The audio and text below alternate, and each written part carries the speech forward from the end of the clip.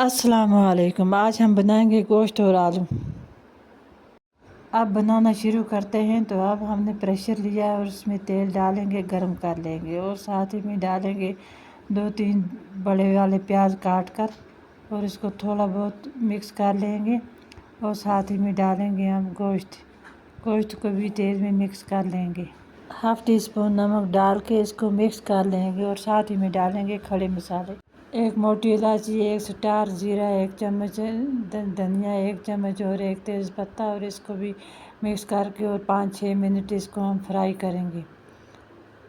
अब डालेंगे आलू। ये 3 आलू हैं, इनको मैंने काट के रखा था। अब इनको भी इसमें मिक्स कर लेंगे और 5 मिनट फ्राई करेंगे और साथ में डालेंगे मसाला, मिर्च पाउडर 1 चम्मच, हल्दी पाउडर 1 चम्मच।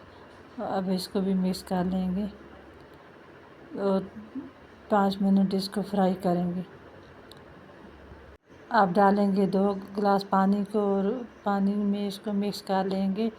फिर हम 30 मिनट के लिए प्रेशर कुकर बंद करके छोड़ देंगे। 30 मिनट हो गए हैं तो अब हम प्रेशर कुकर खोल के चेक कर लेंगे। हमारे आलू गोश्त बन के तैयार हो गए हैं। अब हम इसमें धनिया डालेंगे। धनिया हमने चॉप करके रखा था। अब इसको भी मिक्स कर लेंगे और 2-3 मिनट इसको उबाल लेंगे। ये अच्छे से तैयार हो गई है। हमारी वीडियो कैसी लगी? वीडियो को लाइक और शेयर करें, कमेंट करना ना भूलें। अल्लाह हाफ़िज़।